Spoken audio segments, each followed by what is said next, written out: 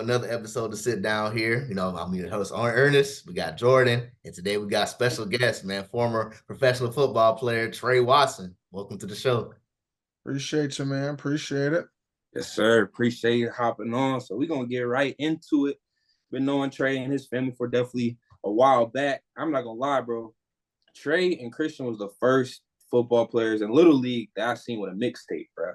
So we're going to go all the way back, bro. It was Cody Paul, and then it feel like they dropped it right after, bro. So we're going to go all the way back to your Trailblazer. But Trailblazer, bro, I didn't even know you could do that. I said, bro, you can record the games a little, bro. Anyway, so we're going to get into it. So we're just going to talk about your early years of football. Obviously, your dad played in the league. How was that for you getting into football? Was it pretty much your dad put the ball in your hands, or did you develop a love for it yourself? Talk about that. Nah, it was cool, man. So he really let us do whatever we wanted to do.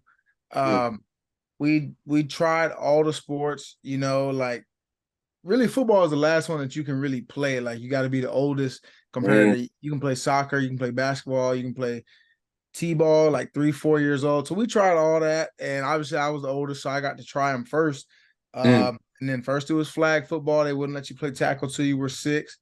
And then they said you could play tackle, and it stuck, man. It was just in the blood, to be honest. So he didn't push any of us to it. It's just that once we found it, he couldn't get us away from it. You know what I mean? So obviously, him playing for so long, he dove into it and he said, all right, well, if y'all going to play, I'm going to teach you how to play the right way.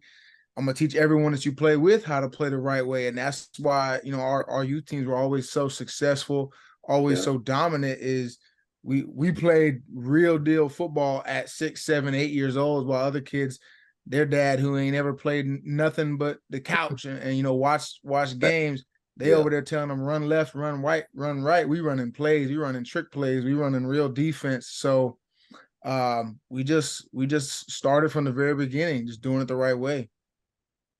Yeah, that's facts. I ain't gonna lie, especially growing up too. Like, I ain't gonna lie, bro. They was the first I seen in everything, bro. They was the first people to wear visors on their helmet, bro. I said, all right, bro, that's over. Y'all had it. Just keeping it real, like, especially you and Christian both on separate teams. Like, you guys were both like the best players on your team, like early on. So, like, who was the first person for you specifically that you ran into that was like, oh, this person is on the same level as me, or this person might be a little bit better than me at this time? Was it in Little League, middle school, high school? When did you first like get that?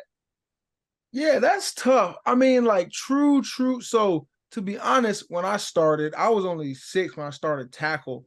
And like my youth teams in Arizona, we only had a couple kids, like small teams or whatever, but we had some dudes who turned out to be dogs. Like we had Devin Allen was on my team when I was 6 years old. He was 7.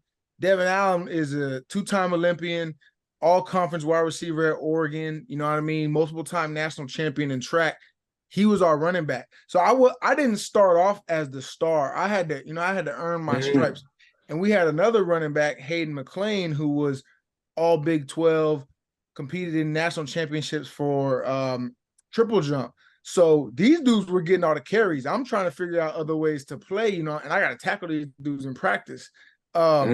So like that was how I was thrown into the game. I didn't start off as the best player. It was I had to figure out, hey, how am I gonna get my dad to give me the ball instead of these dudes? How am I gonna, I gotta play quarterback, I gotta throw it to him, whatever I gotta do. So it kind of just built up for me. And then, I ran into dudes who were nice, moving on, like into middle school, in Wesley Chapel, it was KJ Hopkins. When I was at John Long, he was a grade older than me. I was the only 7th grader that was playing, starting both ways with a bunch of 8th graders, and KJ just got the ball every play. I would just lead block and do my thing. So I went through phases of where I was the little dude, I was the baller, I went back to being the young guy, back to being a dog. So I was used to, those cycles of that. Because I was never really the biggest, I was never really the strongest, really until my senior year of high school. So my situation was different than Christian's, right? Like he was always the most athletic, even if he was tiny, nobody was going to be faster than him. And I mean, speed kills. So it was different for each of us. But I mean, my experience, like I said, I went through phases where it felt like nobody could tackle me, and I went through phases where it's like, dang, like these these dudes trying to kill me. So what do I got to do? So yeah, man, you talking about, you had to go through different phases of your football career, man. Talk about like how that shaped you into the football player you became, when you went to, Maryland, Illinois. It was honestly repeating the same cycle, man. Like in high school, that same thing happened. Like, man, I had never been truly ran over. First day of practice, in high school, kid runs me slap over. I'm looking up at the sky on my back, and I'm like, this never happened to me before. And honestly, I was like, this is never gonna happen again. And at that time, I was real small, so I just had to figure out different ways to do it. And I get to college, and it's the same cycle, man. You got dudes who are 22, been doing this 4 or 5 years, running 4.4, benching this. They're 6'6", 6'7", that. You playing against some of the best dudes in the world who go on to play in the NFL. So it was just a repetition of that cycle and finding my place, and then getting to the point where I always knew eventually I was gonna, be that guy. It was just how fast could I get there, and in the meantime, how could I still, play? How could I make an impact while I wasn't the guy yet? But I mean, they were never going to stop me from being able to get to that point. You know what I mean? Yeah, that's what's up. And I feel like a lot of people get caught up in already like always trying to be that guy rather than playing your role like to get there. But just talk about high school for a little bit, because you went to Tampa Bay Tech first too, before you went to Tampa Catholic, right? Just talk about your time a little bit at Tampa Bay Tech and at Tampa Catholic in terms of when did it get to that moment where you felt like, okay, the game slowed down, like I'm that dude out there. Yeah, so like it was crazy. My freshman year in high school, like I said, people saw me, senior going to college. They're like, oh, he's 6'1", 6'2", 230. My freshman year, bro, I was 5'8", 160. Wow. And like I said, I wasn't used to being bullied like that. But I mean, same thing. You get to high school coming from middle school, there's some real life grown men out there, 17, 18. That shit humbling. Yeah, man. So it was completely different. So freshman year had to just battle through that. Thankfully, like I said, I was taught football properly, so that kind of compensated for the lack of physical attributes that I had, because I was a boy.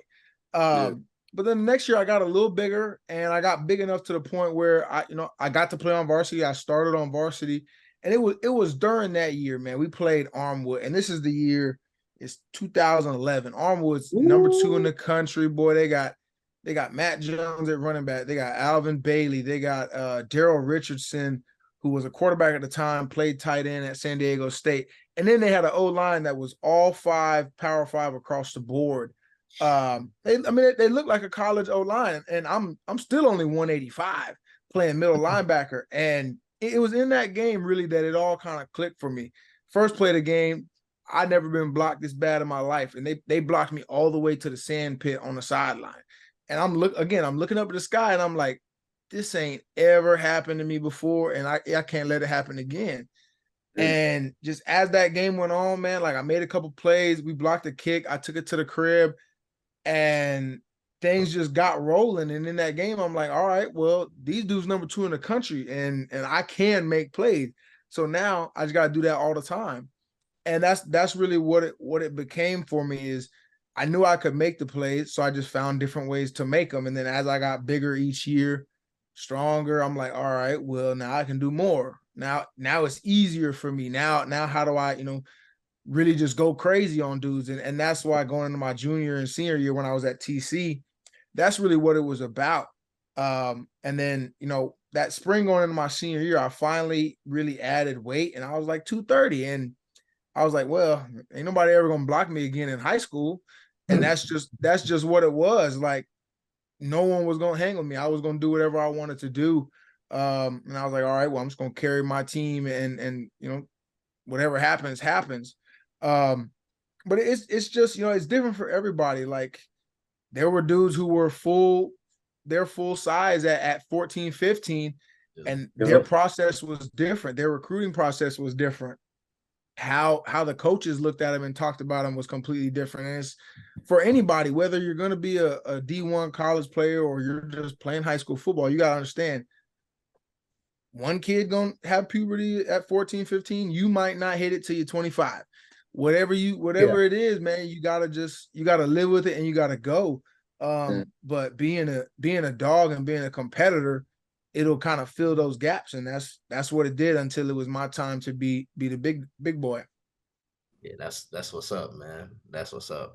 So now you talk about your time at TC and Tampa Bay Tech high school career. Let's talk about your process, man. I know you ended up eventually picking Illinois. Talk about what went into that process into picking Illinois.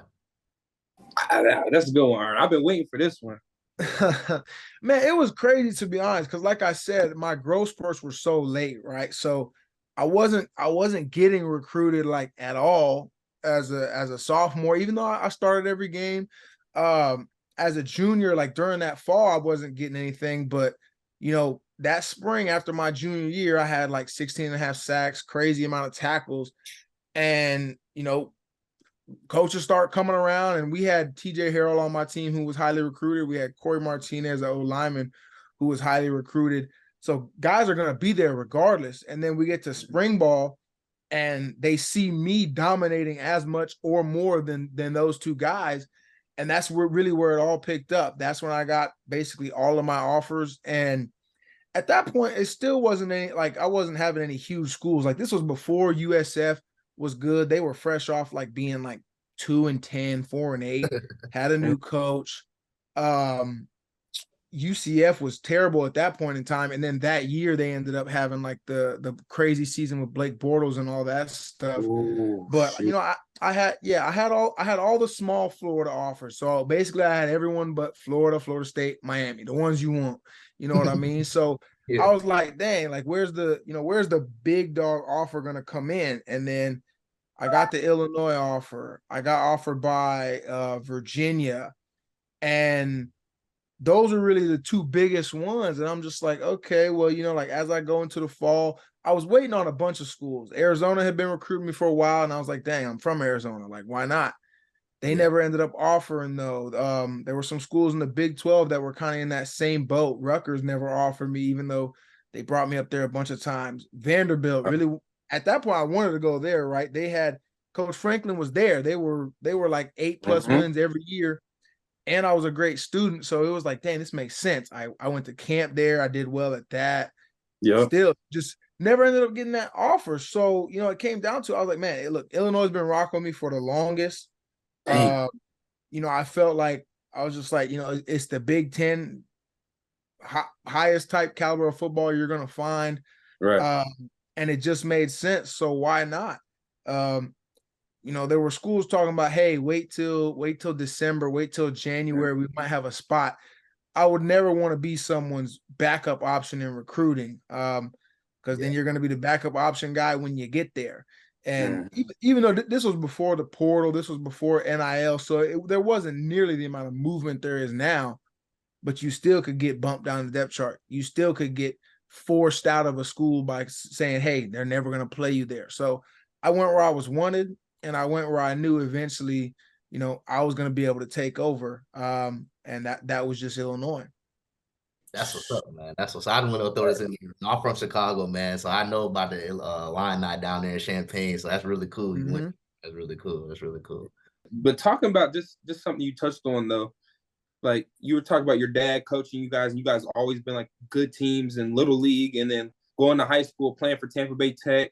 Great program, going to TC, great program, then going into a position where first time in your life, you're really on a program that may not be one of the best. Talk about that and how that mindset was, because just being honest, in the locker rooms, especially like there's going to be those guys on the team where y'all losing and they ain't really caring like that much. Like, how did your mindset go into that? And like, how did you feel in being like in those situations?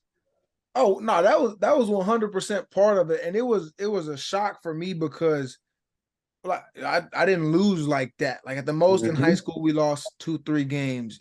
Right. Youth football, and that's a great season for everybody. Pretty much. Like youth football, we never lost. So getting to college and like the most games I ever won was 6. So that's a lot of losses you talking about between Illinois and Maryland. And there were more dudes that, like you explained, than not. Dudes who halfway through getting blown out, they talking about, hey man, where we going after the game? I hated it. I couldn't associate with those dudes. I couldn't vibe with how they were getting down. And that's why those dudes either weren't very good, didn't play at all, or they got shipped up out of there to go somewhere else. And dudes who did care, dudes who had an attitude like me, made plays, we're all conference, and those are the guys who moved on and played at the professional level and things like that. So that's just part of what comes with it, is not everyone has that mentality. There are dudes who are incredible athletes, even guys in the NFL who don't even necessarily care all that much about the game. They're just so gifted that they just, hey, I get to do this and get paid. Or for college, I get to do this and school is free. When I'm done. It don't make a difference to me. So yeah, I struggle with having people like that. Like you couldn't be talking about that next to me, like even when I wasn't playing. Hey, if y'all talking about where y'all got to go after this, shut up. Like I'm about to see what happens on third down right now. Like y'all need to go over on the other side with that talk. So like I said, I just couldn't associate with people like that. That's a different type of mentality that is for losers, and I wasn't with it. Thanks. Talk about that transition. Yeah, I had to get up out of there for that final year at Maryland. So I know I ain't gonna lie, bro. You balled that year. It was a hooping that year. Y'all was starting off killing, opened up against Texas, right? That opened up against Texas. And I believe that game was in Baltimore, wasn't it? It was in Baltimore. It was at Commanders now, used to be the Redskins. So it was at their stadium. Washington. Yeah. So got you. Yeah, we played there, and that game was crazy, man. Like that whole we had a crazy off season. We had a player literally die from complications from being on the field. Coach gets suspended in the middle of training camp. So everything was crazy about that whole season from start to finish. And thankfully, me and my linebacker coach, who ended up getting promoted to play caller after the stuff happened with our head coach, he and I were just on the same page. Like he was a big part of the reason I went to Maryland. Like on my visit, to go there, he literally laid out a tape of, hey, these are 5, 6, 7 plays we run. Here are 5, 6, 7 clips of you doing that, and I want you to do that here. This is how I'm gonna have you do that. And so he laid it out for me, and I was like, all right, like I'm gonna come here, I'm gonna do that, and I'm gonna go to the league. And that's what I told him, and that's what I did. Like, so it just lined up well.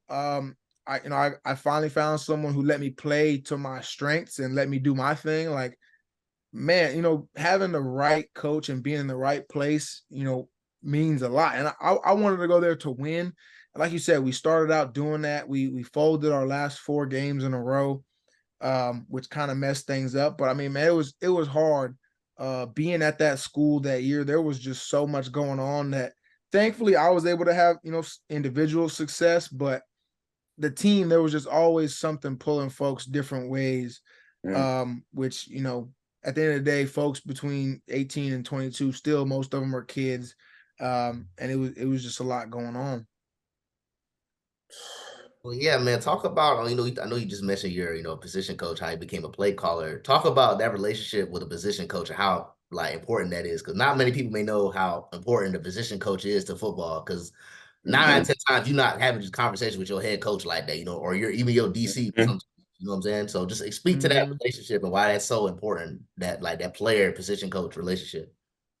Yeah, it's coaching. Period. It's got to be a two-way street, right? Like it doesn't matter how coaching is teaching in essence, except it also requires some motivational aspects and different things like that. But it doesn't matter how much information a teacher has if they can't present it to a student in a way that they can learn and then replicate it themselves, it's useless.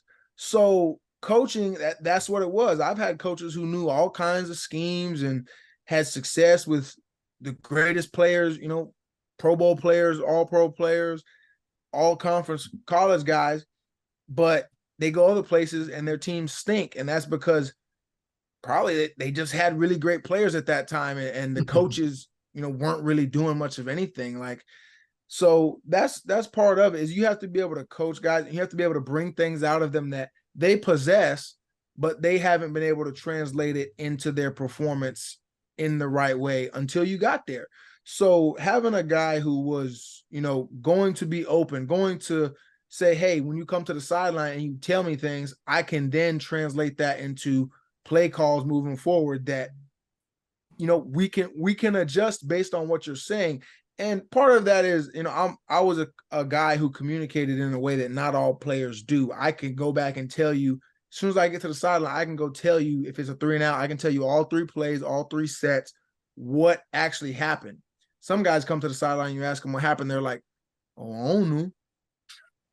And it don't do nothing for you, right? So me being able to, properly relay information to him, and him being open to taking that and then translating that into what we did, just allowed me to execute at a level that, not everyone is able to have. And that's translated into a lot of success for him as a coach. He's climbed the ladder really fast, which not all guys are able to do, right? Like there's a reason some coaches move up, and there's a reason other coaches stay at the same level for forever or end up out of coaching. Is you got to be able to get things out of guys, not just, oh, well, I know our defensive coordinator, I know our head coach's playbook. Like, it's a book, anyone can read a book.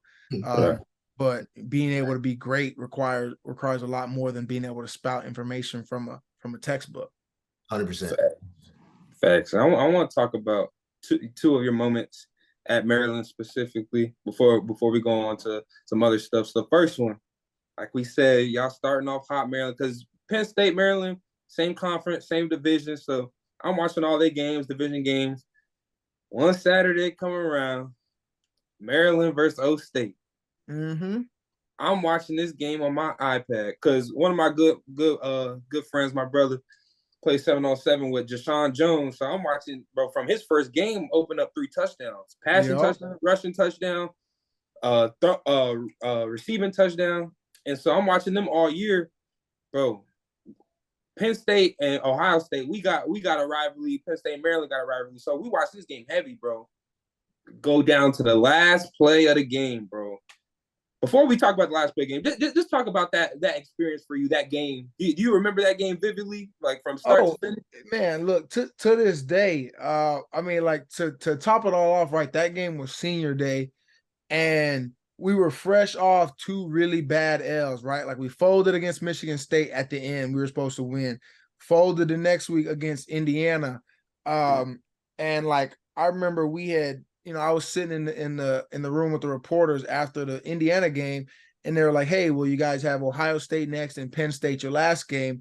How do you translate it moving forward? I was like, well, no one's gonna give us a chance in either of those games. So like, why not just go crazy? And that was what I told them.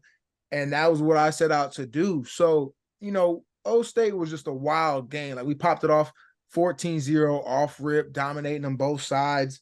They ended up making some big plays. And I mean, we're talking about this O State set every passing record in the Big Ten that year. Like Dwayne had 50-something touchdown passes. Crazy. J.K. Dobbins had like 1,500 rushing yards. I mean, this offense was insane. And that's not even getting into who they had on defense. So we were stopping them left and right, had a couple 4th down stops, making all these plays, come out of the half. We get a pick 6 the first play. Like, it just all felt like it was in our favor. And then, looking back on it, they got some bogus calls that kind of got them back into the game late. But then we get an opportunity to win it, and we just weren't able to make a stop in regulation. And then it goes to overtime, and obviously we know what happened. But I mean, it hurts, man. Like I think about that game every year, all the time. When it comes back to playing O State again, I'm like, 2018, we were supposed to have them. We had them in every which way. It was one of the most watched games of all college football that year. Like everyone's tuning in, everyone's talking about it. Right. And like that's supposed to be that moment, right? Like fans rush the field, your family's talking about it forever. You get to tell your grandkids, hey man, the student section carried me off the field. Like I had a great game again. Like everything was lined up for that to be the storybook game. And we would have had 6 wins. We would have been going into the Penn State game with just, hey, this game is for fun. Like whatever happened, we just beat a top 10 team in the country and we're going bowling and just couldn't make it happen, man. So it hurts for forever. I'm never gonna forget about that one. Facts. And then the following week, in terms of playing Penn State at Penn State, last game of your college career, another tough way to end it. You got ended up getting a targeting call on Miles Sanders, helmet to helmet call. The ending to your college career, last game of college. Like, talk about like going through those emotions like that, because like obviously players watching the game, fans watching the game, they probably like, oh, targeting, get him out of here. But like you, like, dang, this is my last time being on this college football field. Just talk about the emotions like of that, and like after you answer that, just talk about just the difference in like those endings, like your last two games in college.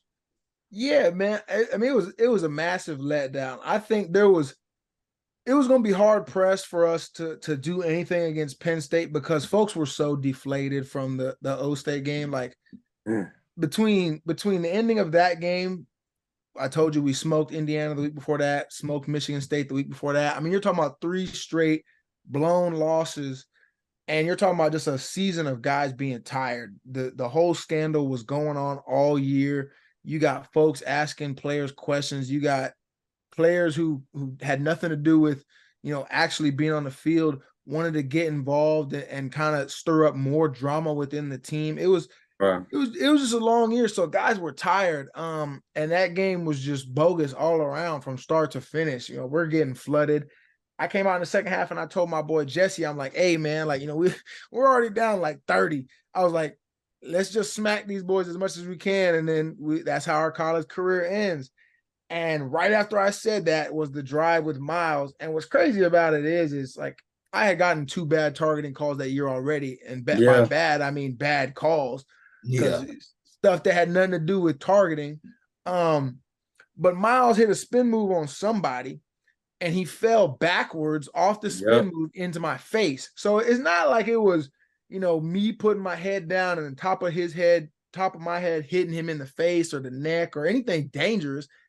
He flopped backwards unknowingly into my face, and I hit the back of his head, and I think he got a concussion. I think it knocked him out. And I was like, I thought it was just a regular hit. They went to timeout because he was hurt, and then they come back from the timeout. He's walking off the field, and then they're like, oh, they're gonna review you for targeting. At that point, I'm just like, all right, like I guess it's bad goes to worse. And yeah, man, my college career ended in the lamest way it could ever end, right? Like I was having an incredible season. Things were going great. And it just folded. So, I cried about that for a long time. It hurt. It was just the worst possible way you could end, what felt like one of the highest moments of my football life in terms of that, the culmination of that season. So it was a sad way to go out. But in the long run, I focus way more on the great memories from that season than just that ending. But I mean, if you wanted to write a book, that's certainly a sad way to go out. At the end of it, with the 3rd targeting call of the season being a guy falling into me, and I wasn't even trying to hit him with any part of my body. He was just falling to the ground. So on Penn State, and that's the first time where I was like, bro, at the game, I'm saying, bro, that's a bad call, bro. And it's on them. And I'm saying that's a bad call, probably just because it was Trey, but shoot. But nah, just talk about at the end of that season, because you balled that season. I believe you got all Big Ten that season. Now you getting ready to do what 99% of the population can't do, go chase your dream to become a professional football player. Talk about that process after, like the day after that game versus Penn State. Yeah, man. I mean, that's that phase of the process was something that I knew was coming, and that I knew all I had to do was, do the best I could to set myself up during the season for a chance to go play in the NFL.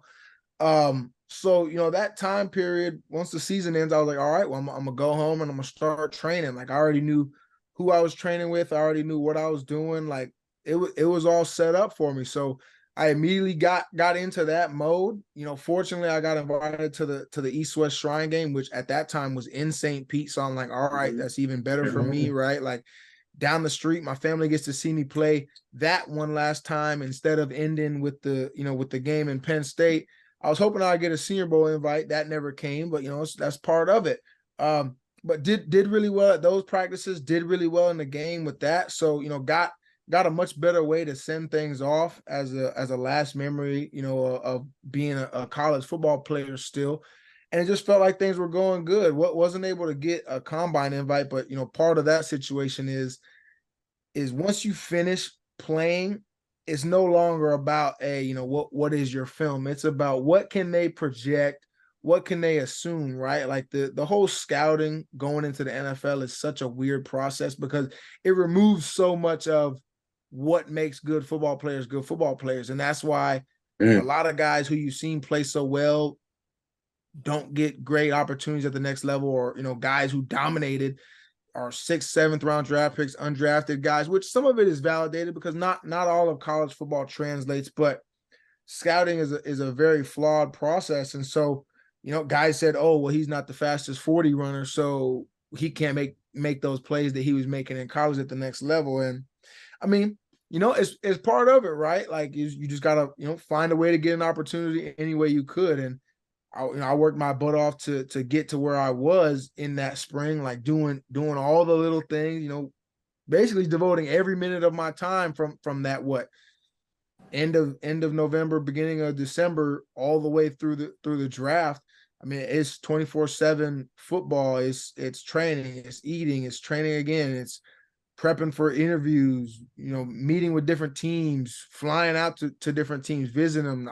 I had all that kind of stuff, pro day, combine, all those different elements. I mean, I was 24/7 into all of that to give myself the best chance to be successful. That's crazy, man. I got just a question just before I get to my next one. Of that process, like, so what did you enjoy better, the combine or the pro day? Like, what did you enjoy better? Well, I mean, like I said, I didn't get the combine invite, right? So yeah, I didn't even get to go, and experience that side of thing, which is fine, right? Like tons of dudes get opportunities without having to go to the combine, but like as big of a part of the combine as it is the on-field drills and stuff. Pro day, yeah. You have the meetings with coaches, you get one-on-one with head coaches, GMs. That's the stuff that I really shined at, right? Because like I'm like, dude, I get in there, they want to talk football and talk about stuff, draw up plays. No, I knew no one was gonna do that stuff better than me. Like I don't care who you were. That was where I was gonna kill it. And like even at the Shrine game, you got to do a little bit of that, and even at Pro Day, you did too. And I was knocking that stuff out of the park. So more than anything, I was mad that I missed that opportunity to do that, because that's the only place where you're guaranteed to have all 32 teams there ready just for that. Pro Day isn't exactly like that. Like Pro Day, you could have 5 Pro Days across the country on all at the same time. Team sends their scouts here, team sends their scouts here, team sends their scouts here. So, it's not necessarily the same thing. So I was disappointed by that part of things, but like Pro Day was really fun. Like I got to hang out all the homies one more time. Dudes were out there going crazy. Like we had a running back run like 4.29, 4.30, ended up, blowing up. He got drafted by the Lions in large part because of that, right? And like he's still in the league balling, plays for the Bills now. So it's like that part was cool because not only did I get to have my moment of success and kind of celebrate everything and go through the drills, go through the process, but I got to see all the homies do it too. So, I mean, Pro Day was a lot of fun. We had a great time with it. And then now I'm getting into the questions that I want to ask, just because I know you had a tenure with the Dolphins as well as tenure in the XFL, CFL. We had DeMarcus Walker on the show for the Bears, and he talked about the business of football. I know you super vocal on social media in terms of on Twitter, and you be talking stuff, and you be getting like the little fans trolling you and stuff. But in terms your football knowledge, more than 99.9% of the population. So specifically about the business and the politics and professional sports. Did you have any experiences? Well, obviously you had experiences with the business side, but the political side of with your time with the Dolphins or in the CFL or XFL, did you feel it like while you were in there, or did you have to wait until like you were outside of it and to take a look back to see like, oh no, this is really like political, like what they did to me, or did you like while you were in the building, like did you kind of feel what was going on? No, I mean there's plenty of moments like that, and I don't think unless you're just oblivious that stuff happens to everybody in some way. Whether you're the first round draft pick, the $100 million guy, you're just on the winning end of the situation most of the time. But it happened for sure. Like I went undrafted to Miami. Had originally agreed to a deal with the Redskins, but they pulled it out from under me at the last second, which again is grimy, but like. How does that work? I'm sorry, not to cut you off. How does that work? You said that you agreed to a deal and they like pulled it last second? Yeah, so they offered me an undrafted free agent deal actually before the draft had ended. And I agreed to it. And my agent told me, hey, they agreed to X, Y, and Z. And their position coach, the one who was literally texting me like 30 minutes after the draft, that once you agree to the deal, they send you the terms of the contract and you sign it. And that's when you see all the the reporters say. The reporters say, hey, so-and-so's agreed to a deal for X amount of guarantee, X amount of signing bonus, whatever. And I had agreed to a deal. My agent told me it was a done deal. The position coach told me it was a done deal. And they called me, or he called me back like 30 minutes later. And I'm like, hey, where's the contract? He goes, oh, well, something happened with so-and-so. We signed somebody else instead. And I'm like, man, well, what the heck's happening here? And like, that's how grimy it can get. Like it had genuinely had nothing to do with me. This was a team that told me they had interest in me, that offered me a contract, and they just said, oh no, instead we're gonna do this. So, fortunately I ended up getting an offer from Miami. And like when I was in Miami, they were going through a lot in terms of they had a new coach, Brian Flores, who was coming from Bill Belichick. So he was new. There was some controversy going on with their owner at the time. And not that had anything to do with my personal experience, but like, while I was there, I was in a room with 2 second-round draft pick linebackers, Jerome Baker and Raekwon McMillan, who were the previous 2 years. And then there was another undrafted guy that came in with me. And there was a guy who had come down from Canada named Sam McGuavin, who was balling up there. And they had given him a pretty good deal before the draft even came around. So, we had a pretty solid room, and Kiko Alonso was the vet at that time. There was a lot of things that went on, man. Like in the offseason, it kind of felt like Kiko didn't want to be there because I don't think he wanted to run the scheme that they were running. And unbeknownst to me, he had ended up requesting a trade at the end of like the offseason workout program, right? But like nobody outside the building knew this kind of stuff. So he requested a trade, and during that same offseason, some guys were dealing with some injuries, and I had actually moved my way up the depth chart in OTAs, which I didn't know. Like they were just like, hey, you went from running with the 4s to the 3s to the 2s. So I'm running with the 2s at the end of OTAs, and I'm like, well, this is a good sign. Undrafted free agent, playing ahead or with some guys who were draft picks while they were dealing with injuries and when they came back. So I'm like, okay, well, here's one position. And one thing our coaches kind of said is that, and it's really true about all levels of football, is they say, we're going to treat everyone fairly, not going to treat them the same, not equally. Yes, sir. And, I'm like, okay, I'm kind of, trying to figure out what exactly he's talking about. And then I kind of noticed, what that meant. Like, there's dudes, again, they've invested a ton of money in these draft picks, particularly the high ones. Invested a ton of money in guaranteed contracts and all this different stuff. And really doesn't matter how you play it. To an extent, it does not matter how you play. Those guys, their leash is much, much longer than a guy who they have no investment in, who they can just go find another one. Because that's how they feel about you if you're an undrafted guy. If you don't have guaranteed money on your deal, whatever the situation is, they feel that they can go do that exact same, replicate what you're doing tomorrow. And if you don't have guaranteed money, they can, because they can cut you, sign the next guy, cut him the next week after that, cut him the next week after that. So, when it came time for training camp, and I'm like, okay, well, the depth chart is going to be the same way it was at the end of OTAs, right? Like that was the last time we practiced. Well, it wasn't. I was back down at the bottom again. And I'm like, that's tough. And even in training camp, I was our highest graded linebacker, which, obviously, people see PFF grades and they see all these reporters put out these grades. That ain't got nothing to do, and it doesn't correlate in any way to what coaches grade, because coaches grade everything, especially at the NFL level. They're grading every practice. They're dang near grading the walkthroughs. They're grading how they see you eat. They're grading how you are in your workouts. I mean, everything is tracked. Everything is monitored all the time. And I graded out our highest percentage for the inside linebacker room every single preseason game. I led the preseason in tackle, or the team in tackles for the preseason. I played every snap in our game 4, which that's the prove it game for rookies. And I played well. I had 10 tackles, did some good things. I even messed up my ankle. Still didn't come out of the game though.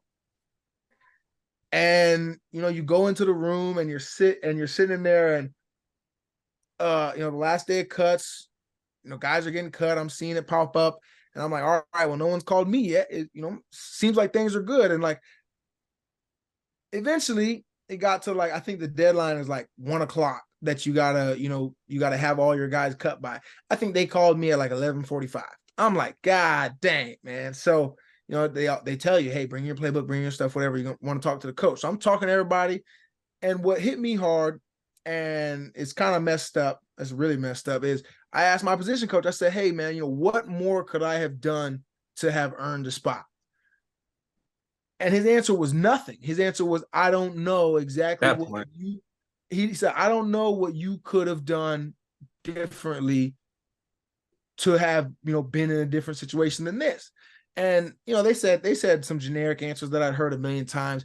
Hey, man, focus on getting faster, getting stronger, whatever. Like, I was already in the building, so my 40 time doesn't matter anymore. How did I look when we played? How did those things go?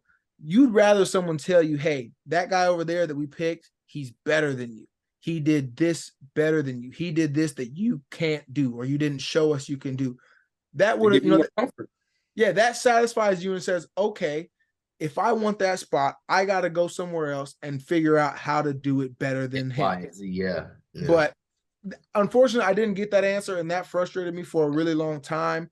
And then they told me, hey, stick around tomorrow, though. We're going to have a spot for you. We'll bring you back in, talking about the practice squad. And that's what the GM told me to my face. He said, hey, stay in the hotel. We're not going to fly you home. We'll call you back tomorrow. Well, tomorrow comes. It's the same deadline, 1:00. And it's like 12:45. I called my agent. I said, hey, they haven't called me, sent the practice squad deal. Did they send it to you? He's like, no, let me call him.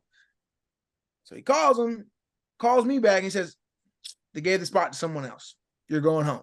Wow. And I'm like, man, this is like the 3rd or 4th time now in a 6-month span where, we're talking about GMs, we're talking about coaches, we're talking about the people in these rooms making these decisions, tell you something to your face, and it means absolutely nothing. So like that's the business of football, right? Like, unless you are able to get in a position where you have the leverage, big contracts, high draft picks, whatever the case is, they will throw you to the wayside just because. And like, I'm not going to call dude's name out, but the guy they brought in, right, was a former player of one of the position coaches. They cut him 1 week into the season. Never called me back. So I'm like, okay, you cut me to bring this guy in who didn't know the system, you hadn't seen him practice, the last 6-7 months. You didn't see him in all the preseason games. You didn't grade him out higher than your other guys. And then you cut him after a week and you still don't call me back. It's a tough business, man. And that's the reality of football, right? Like the same thing happens even in, old XFL, now it's the UFL, even in Canada. Like, it is a very tough business, and, they hold no hard feelings and no ill will for that kind of stuff. And that's why, like, guys trying to get their money, guys, giving teams and organizations the business back. I don't feel bad for those people and those teams and those coaches, because they'll do it to you every day of the week. And that's part of it. Yeah. Hearing your story, man, like, everybody should go get every ounce of money they can get from the NFL teams, bro. Get your bread. Like, there's no way that should happen. You did all this, getting graded out by the coaches as the best guy they got, and then you get cut. And then the dude they brought you in for gets cut week 1. no call, bro. 10 tackles in game 4 of the preseason. Yeah, crazy. Like come on, man. But talk about that transition, because after that you go play in the CFL. What's your mindset in terms of being in that situation where your dream, playing the NFL, what you got to accomplish, but not on your terms? Mm-hmm. What's your mindset going into the CFL now? Do you have the mindset like, oh, I'm trying to go back to the league? Like, how is it to balance that when you still have, like, we're all human? I know you probably still had that bitter mindset, like, towards the Dolphins for doing that. How do you kind of shift your mindset to the focus on now, okay, CFL, this is where I'm at. I got to do what I got to do here. Part of it is crazy because before I even got to go to Canada, right? Like I played half a season in the XFL and then COVID shut it down. Crazy thing is we were going to play week 5 or week 6. We were going to play DC and I was going to be going back to play in Maryland. All my Maryland people had already hit me up, asking for tickets to the game. And it was going to be my first XFL game starting, right? Like I was fresh off being an All-American, fresh off playing for the Dolphins. I get to the XFL and they didn't even want to play me at first. And I'm like, what am I even doing here? I'm finally about to start. And that Thursday we were playing on Sunday. That Thursday was when COVID shut everything down. The league went bankrupt and whatever. So I'm already feeling bad about that because now I didn't get very much film from the XFL and I'm in a bad spot. No one called during the COVID season because they were only really bringing in guys to work out and come play on a practice squad that they already knew that they had throughout that last NFL season. And like I said, I didn't get picked up by a practice squad during the year. So I just wasn't on their mind. So, almost a whole year goes by, right? Like this is March and it comes all the way around to 2021 is when the CFL season is. And we didn't go out for training camp until July. So I've now went, over a whole year without getting to play. So, my thing about going out there was I knew the CFL was completely different. You're talking about, you're not competing for, a 53-man roster spot. You're competing with 20 other Americans for 20 available spots, but there's 90 guys coming into training camp, mostly Americans. And they know they can just go find more Americans after the fact because, like I said, half their team has to be Canadians. Most of those guys are set in stone because it's only so many Canadian dudes that play D1 in the United States. Were there better players up in Canada, which they call U Sports? They just don't have as much talent. So those guys are really set in stone and you're competing for one of 20 spots. So my mindset was just it was to find a way, right? Like it was almost like I was starting from scratch as a pro. These people don't know me. And talk about not having any guarantees. They owe you nothing. If you're a rookie in Canada, you don't even get paid for training camp, like not a single dollar. So you could go up there, you could practice, you could do all these things, you could even get hurt, and they might not have to pay you anything. Wow. So it was really tough, but I just wanted to earn my way back. Yeah, I definitely was looking to get another NFL opportunity because I felt like I still had it in me at that point. I was going up there at 25. Was my first year there in 2021. So, I felt great. Like I was in great shape and I didn't get the opportunities that I really wanted to that first year. And then the second year going back up there, I get the opportunity. I'm playing really well. Mm-hmm. Some really weird stuff happens with a teammate and just crazy stuff that you wouldn't expect that has anything to do with football. And I end up getting cut on 4th of July. My birthday is the 5th. After the best game of my pro career, I got cut on the 4th of July. On my birthday, I'm flying to go play in Edmonton because they're signing me the next day. My first game in Edmonton, I get hurt. And it's been a completely different road ever since, man. And that's the reality of pro sports. Like when there's no guarantees in money, there's no guarantees in where you'll be. Your next game, if you're ever going to have a next game, like that's just part of that lifestyle and what you risk to be able to play the game. So it's hard. Wow, you had a hell of a journey, bro. I ain't gonna lie to you. Yeah, man, it's part of it. Journey ain't the word. Now I'm trying to pivot to something more lighthearted, man. After that, we'll talk about you got something with your podcast with your dad, man. Talk about how that came to be. And what's the podcast about? Yeah, so like I've kind of been dipping and dabbing into stuff. I had did some stuff with some people like during the COVID time, just talking sports, right? Because Jordan kind of said we're on Twitter all the time, and I like to just talk. I like to talk with people. People always think I'm mad and angry. I only get mad and angry when you get disrespectful, and I'm still not really all that mad. I'm just gonna correct you, and if you keep trying to, you keep trying to act like you're right. No, you're wrong. There's a right and there's a wrong, and I'm gonna tell you about it. So that's how it is. And my dad's really the same way. And he's retired now, right? So all he really does is whatever he feels like doing. He engages with people a lot on Twitter, and he played the game at the highest level and has coached and taught the game for so long. And he kind of built up a rapport with the Packers fan base. And he's like, hey, well, we should just do some football talk and have it kind of just Packers centric. So that's what we're doing. That's what we're getting into.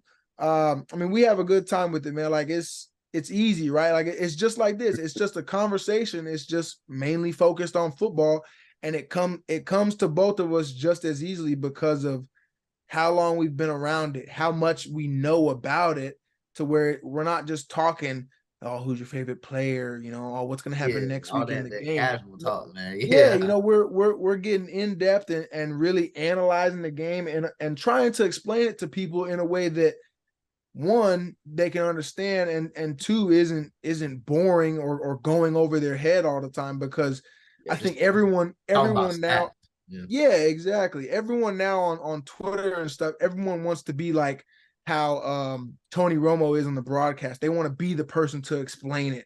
Mm-hmm. Well, most of y'all don't know what the heck you're trying to explain. Y'all just spouting off something that you heard someone else say, or that Pro Football Focus said. And Pro Football Focus is just an outlet to make money. They don't really know nothing. They don't know. But they really be treating Pro Football Focus like it's gospel, bro. It's bad. Yeah, man. Hey, but because look, it's money. Yeah. The NFL gets to make money off of it, and the creators of Pro Football Focus get to make a ton of money on it because people subscribe to it, and they post it on the Monday Night Football underneath the player thing, and so they're like, oh, well, the NFL puts it up there, so it must be true. How can someone grade something without knowing what the heck what play they were calling, what their responsibility was? That's like grading a history test and you not knowing the history yourself, but you're going to grade it. You're going to tell me A, B, C, or D. It doesn't make any sense. So that's what we're trying to do, man. We're just having fun with it, and hopefully we can get it going. And I know you talk about your dad building up the Packers fans. So I'm gonna wait for the Packers for Earn, but getting into it, just from your time and experience around professional sports, in terms, because I know it's been a debate, what's more important in professional sports, the X's and O's or the Jimmys and Joes? So I'll put it like this, right? You don't even get to the X's and O's at the pro level unless you have the genetic makeup to be there. Like, frankly, to be honest, right? Like, I was able to make it on an NFL field, and I was able to get a jersey, and I was able to play. But there are people who are genetically superior to me, i.e., that boy who wears number 9, who's in my own family, that their ability to just walk out there and do whatever is asked is superior to everyone else, even amongst the elite people that step on the field, like guys like myself. So you can't get to the point of being able to talk about, schemes and football IQ and all that stuff unless you have a particular set of abilities. And those, as much as you can train and work out, those are mostly God-given, right? Like there's a DNA that says, hey, you can do this. There's a DNA that says you ain't got a chance, buddy. So, so that's step one to all of it, right? And like I had to find out myself, like my DNA, as close as it is to Christian's, ain't built like his to do what he's able to do. Because if it was, I'd be out there right now. So you know what I mean? Like that's the first step, and then you can talk about everything else. Like I said, there's people who don't even enjoy football all that much that have long professional careers, and same thing happens in other sports because they are so physically blessed that they can't go find another person that's that big, that fast, that strong, that can move that quickly. There's just only so many of those on the planet. 100%. I know Mr. Bears fan, he want to talk about the division, so go ahead, Aaron. Go ahead. I'm trying to keep it cool, man, but Jordan threw me right into it, so I'm a big Bears fan. And I don't really like the Packers all that well, honestly. Your brother, I respect your brother as a player, man. He's real cool. All that real cool, real cool. But I need 2 wins from y'all this year, man. Let's talk a little bit about the Packers, bro. Let's talk a little bit. Cause I know y'all be dropping the gems on Twitter about Packers, but I ain't gonna lie, for sure. back. And I know ain't no really rivalry between us right now. I ain't one of the fans. Ain't no rivalry. Yeah, I mean, y'all, because the Packers be whooping y'all, right? Yes. Yeah, I okay, I was making sure. Yes. It's like 5 years running, man. They haven't been able to get a win up off them, and I mean, to be honest, I don't see that coming soon. Y'all have talent on offense. I'm not gonna say you don't. And I was talking about that, recently on social media. It's like, I mean, you're talking about DJ Moore is ridiculous. You got Keenan Allen, who ridiculous, like was the best receiver in the league last year until he got hurt. Mm-hmm. You add Odunze, a dog, and Caleb should and most likely will be a really good player. Swift is a good running back. That's a nice group, man. But like at the same time, like that's not the first really good looking crew to roll through Chicago. And like I said, you talking about 10 games running of holding that L. So it's like at the same time that Chicago has built up, you talking about Green Bay again, built up themselves, got the leading NFL rusher from 2 years ago starting at running back. That's a nice way to transition from Aaron Jones.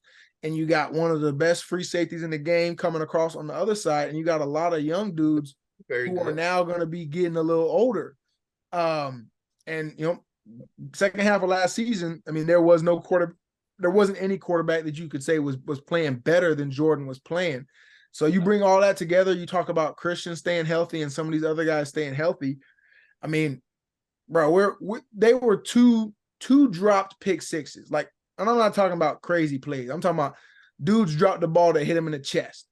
They were 2 drop picks away from being in the NFC Championship game against the Lions, who they flooded on Thanksgiving. So I remember that. The sky is the limit for Green Bay, honestly. And I mean, I don't think there's going to be a bad team in the division. I think Minnesota has the longest road to go just because they're kind of starting from scratch. They lost a lot of pieces.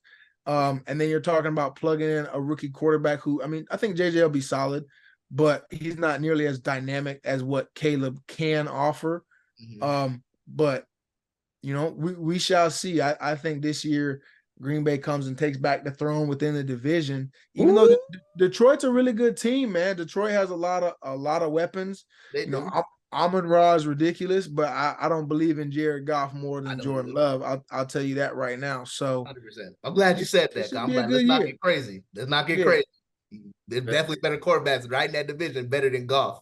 So. Yeah, so we gonna get one. Hey, it's no quarterbacks in that division with a better contract than them, though.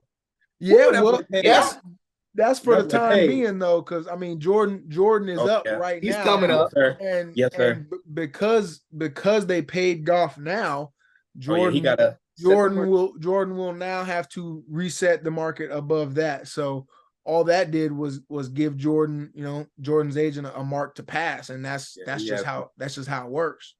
Yep.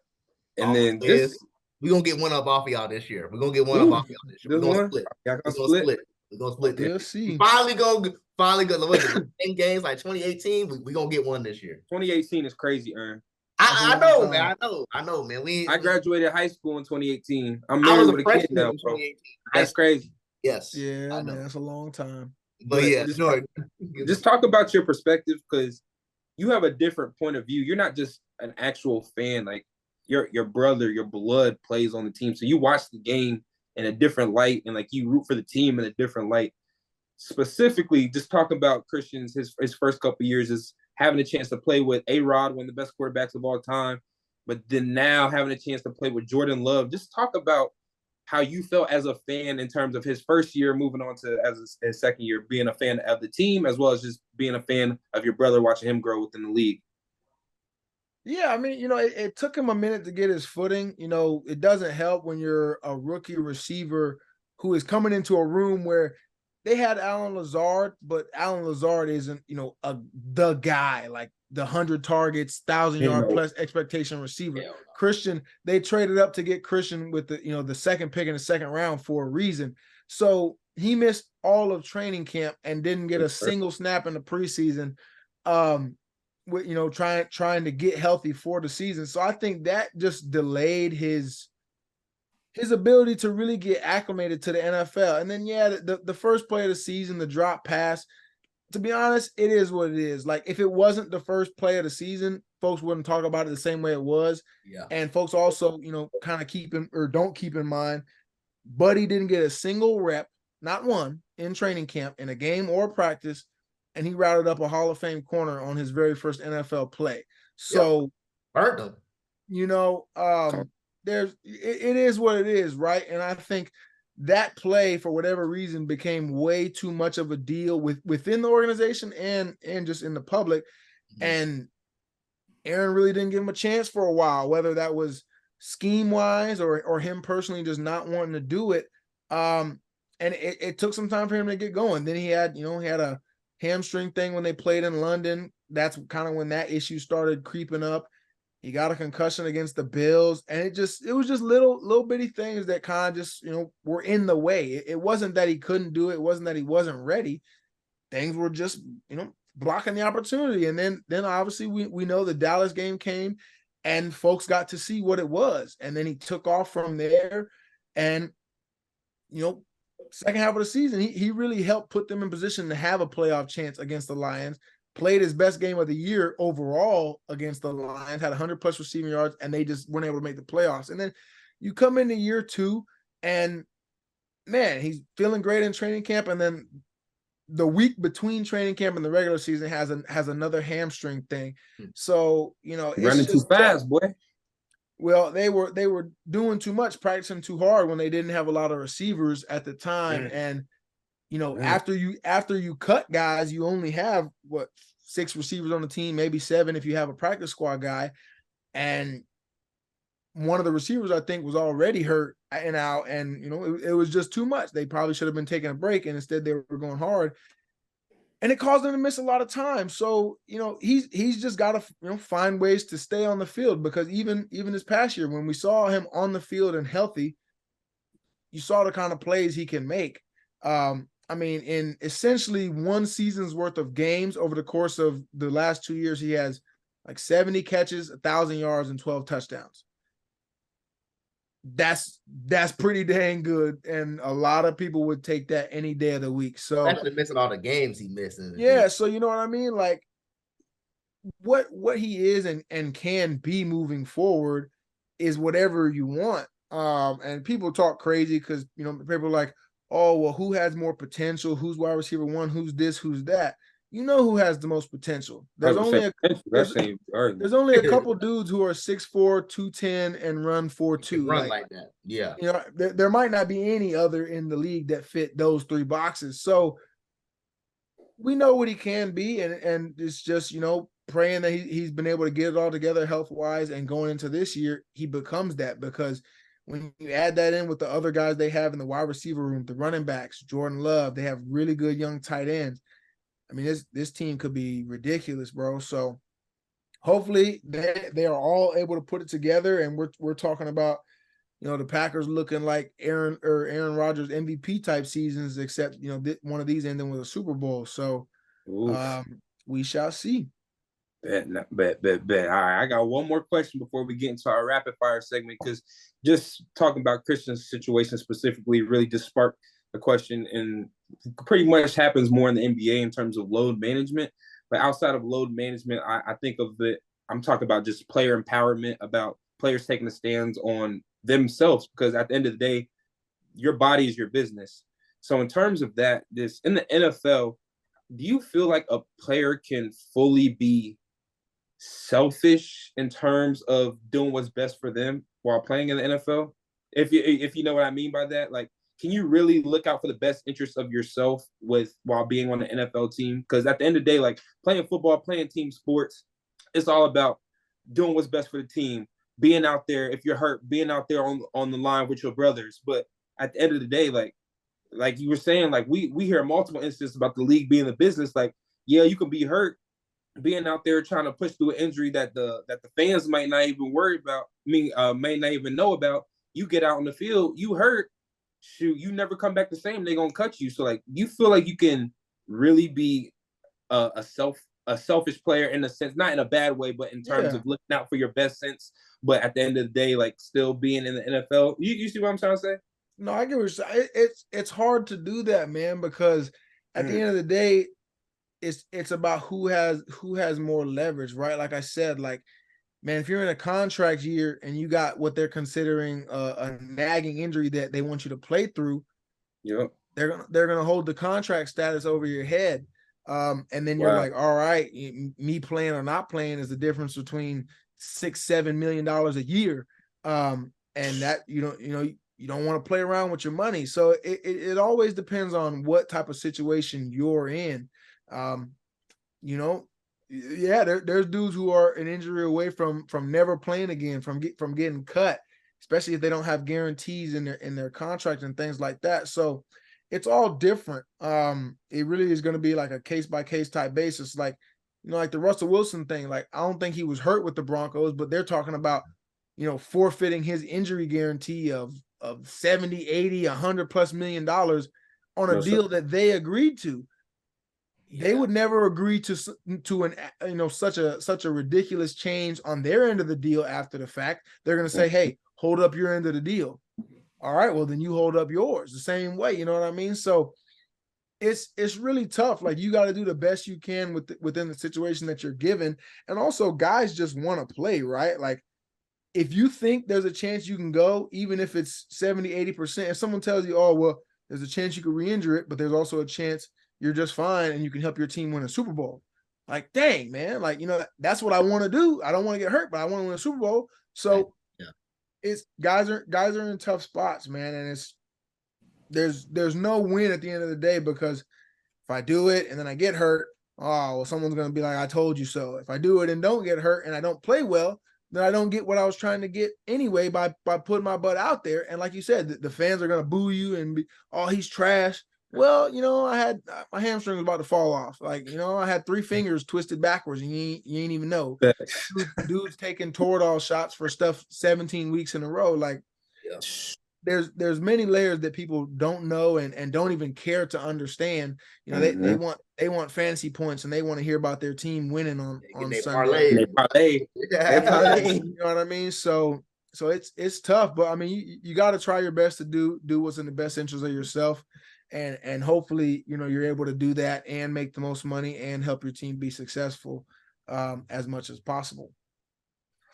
Hey, you say you said it, dude. You explained it. So bet. Hey, so now we're gonna get into our rapid fire questions. So there's gonna be a whole bunch of just random questions. We got some ones that might stump you, but we just want to, however you interpret the question, we're gonna need them answers.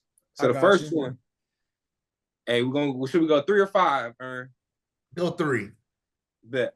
If you could have any 3 jerseys in your man cave, I see you already got some on the wall. Any 3 jerseys from any sport, college, pro, whose jersey you getting in there? Yeah. So I'm gonna have one of Christian's. I'm gonna have one of my dad's. You already got Christian. You got to get 3. Yeah, man. I'm just saying. You said 3. If I got to take one out, I got to take one out. All right, 3 that I don't have. Yes, sir. I need a black Miami Heat Braun joint. Yes, sir. Okay. I need a OG Mike Vick jersey, which I used to have back in the day. And I need third one hard.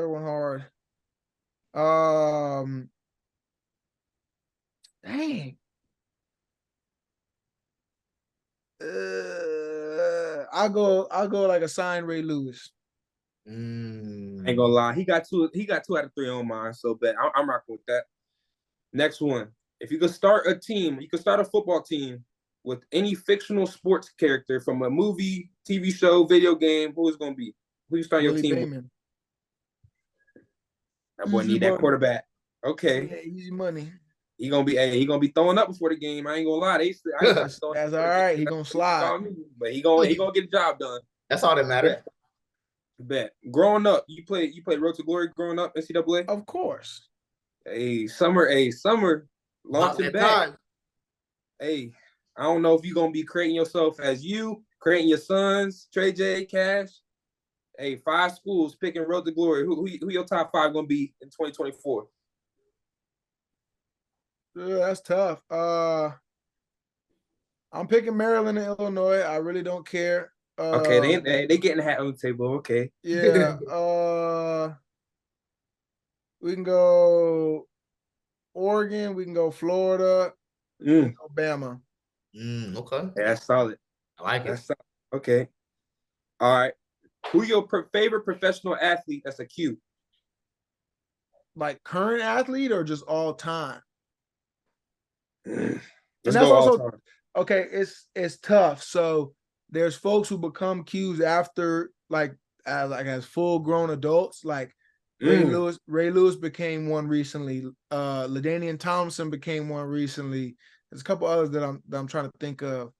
Eddie George, I think, became one. But I mean, all time it's got to be Michael Jordan. Because he did it like I did it as an undergrad. So Michael Jordan was a Q? Is a Q, yeah. Michael Jordan is a Q. Yeah, he said put some respect on that. No, I mean that's just how it is. It's a lifetime thing, man. I mean, you talking about Vince Carter, you talking about Shaq, you talking about football, Malcolm Jenkins. You talking about a really storied group of people. But basketball we got some goats. I mean, you talking about if you just say Michael Jordan, that's it. Shaq, same category. Vince Carter, best dunker ever. So, I mean, that's 3 of the craziest right there.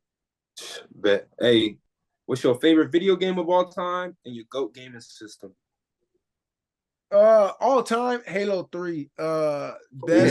Best campaign, best multiplayer. You had all the maps. I sat on that game for days at a time. Used to get snapped on and get off that, and I was cold at it too. But you was playing it on Xbox, PlayStation?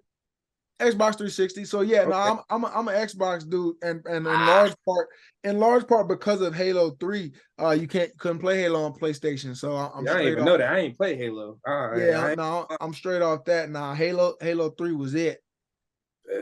Okay. What's your I ain't gonna lie. Actually, I ain't gonna lie. You said the cold don't affect you. I was gonna say every game in the snow or every game on the road.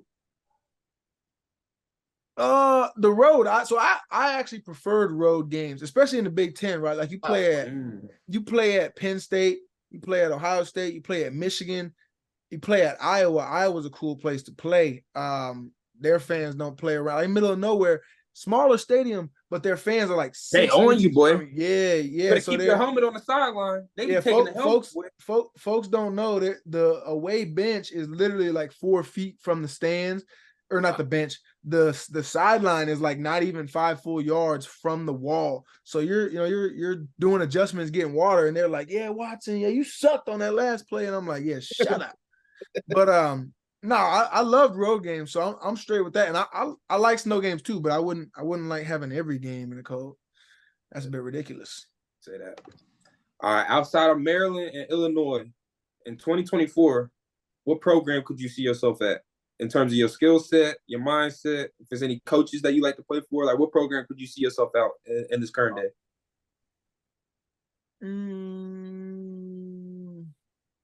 That's tough. I would want to play for Georgia. I mean, they've been the best there is the last 5-6 years. So and they be pumping out linebackers. They're more, a lot of them are more athletic than me, but I could have played in the middle and let them boys rock out outside of me. So yeah, they're gonna hold it down. Yeah, and they got a cold D line, so I'm gonna be free to make plays. Hey man, last question. So who would you think would be a good guest on our show here to sit down?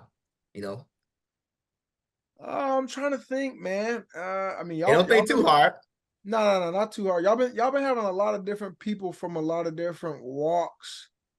You know what I'm saying? That do different things. So it's not like it's like just an athlete type thing. Let me see if I can think of somebody from like Tampa or even Wesley Chapel that's doing big things.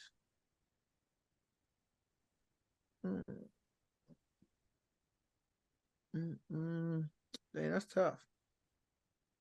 Tampa.